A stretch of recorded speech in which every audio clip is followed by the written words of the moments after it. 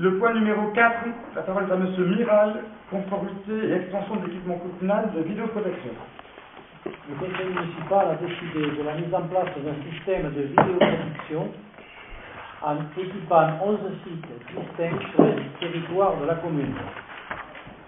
À la suite d'une mission d'audit confiée à un bureau d'études, il semble pertinent de mettre en conformité technique l'installation existante et d'étendre le dispositif avec la mise en place de nouvelles caméras aux entrées et sorties de la commune en coordination avec les services de la gendarmerie.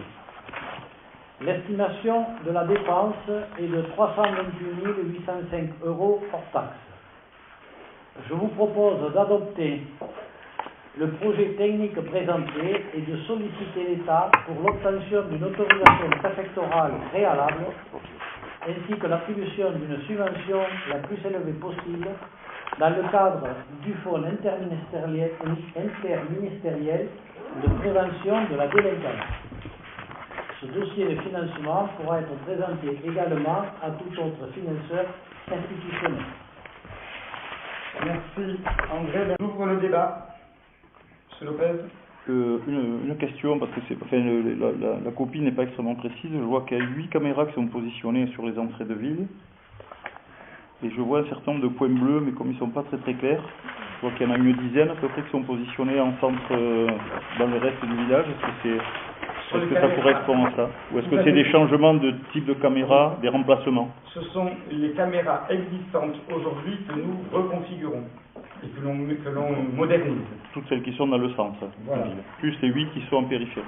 Exactement. Alors, 8, là, attention, le chiffre est double, parce qu'il y en a 8, mais comme ce sont des caméras LAPI, elles filment dans les deux sens. Bien donc sûr. vous avez une entrée-sortie, donc vous avez 8 positions, mais 2 caméras. D'accord. Je n'avais pas terminé. Pardon. Je voulais juste dire que moi je me réjouis de ce système mis en place. On en avait proposé il y a très longtemps, et à l'époque c'était pas très accepté. Ça s'appelait la vidéosurveillance, maintenant c'est la vidéoprotection, donc ça passe beaucoup mieux. Ça rejoint un petit peu les positions de ce qu'on avait proposé à l'époque dans nos programmes électoraux passés. Là, il ne s'agit pas de surveiller uniquement des bâtiments, comme vient de le rappeler M. Trinquier tout à l'heure. Il s'agit d'avoir une vision beaucoup plus globale, beaucoup plus large, qui permet d'effectivement donner une plus grande efficacité à la police municipale et à la gendarmerie sur les faits délictueux qui peuvent se passer sur la commune, d'avoir une vision élargie et à effectif plus restreint, de pouvoir avoir en plus l'enregistrement dans le résultat, une vision a posteriori de ce qui a pu se passer sur la commune.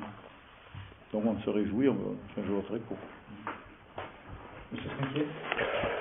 Je ne vais pas redire ce que j'ai déjà dit précédemment, mais juste quelques rappels. Je rappelle juste que pour la quasi-majorité des membres de cette majorité, il y avait eu un vœu qui était de dire on reste sur le principe de surveillance des bâtiments publics. Aujourd'hui, on sait très bien qu'avec le débat sur la loi, sur l'information, etc., c'est de plus en plus d'actualité. Nous restons opposés, nous, à l'installation de caméras qui consistent à surveiller. Alors certains appellent ça du cliquage, etc. Je n'utiliserai pas de tels mots, mais il n'empêche pas moins qu'on ne sait plus où est la limite.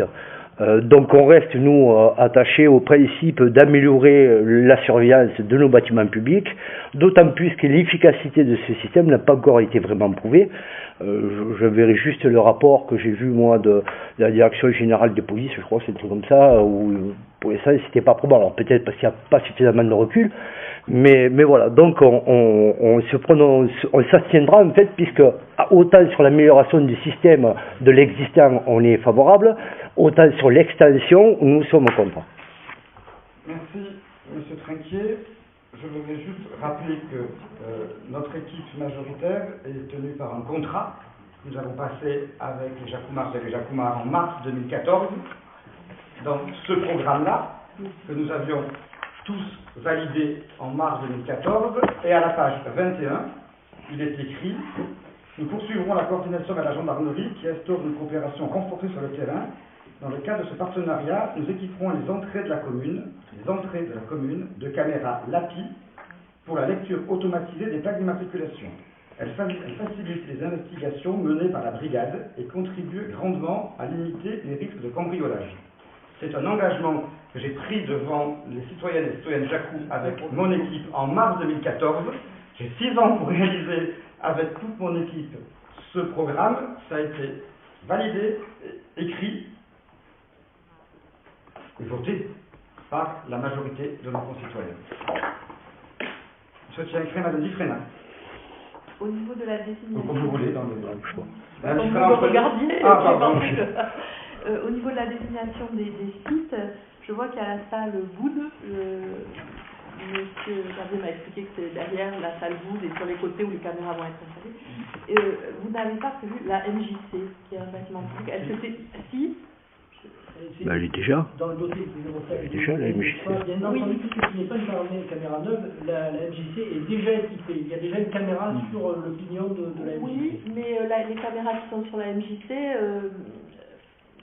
quand il y a eu des problèmes, on est allé à la police municipale qui nous a dit qu'elle ne pouvait pas consulter ce qui avait été filmé et que c'était trop lent et que ça fonctionnait pas tout le temps. C'est pour ça qu'on les reconfigure. Sur l'ensemble du projet, nous avons 17 lapis.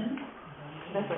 Donc là, ici, ce sont pas... je veux dire, là, sur le document que vous nous avez transmis, si par exemple la MJC il n'y est pas, puisque vous reconfigurez, c'est pas nouveau. Donc ça, c'est pas... Exactement, parce que c'est reconfiguré. C'est très inquiet. Donc juste pour dire que ça faisait partie des points sur lesquels on n'était pas d'accord. Mais comme, y compris pendant la campagne électorale, il y a des choses qui ont été dites, voire même avant la campagne électorale, en disant que tant que la loi sur la réforme territoriale, en particulier à la métropole, serait ce qu'elle est, c'est-à-dire entre autres le transfert de la maîtrise du sol pour les communes extracteurs qui sont opposées, on voit que les choses ont très vite évolué en peu de temps. Donc il y a les promesses et puis il y a ceux qui les croient. Engagement pris devant nos concitoyens. Oui, sur la métropole aussi, il y a eu des engagements. Doit mettre en place, en œuvre ces engagements. Comme sur la métropole. Faisons. On Je verra bien. soumets aux voix le rapport numéro 4. Abstention 3.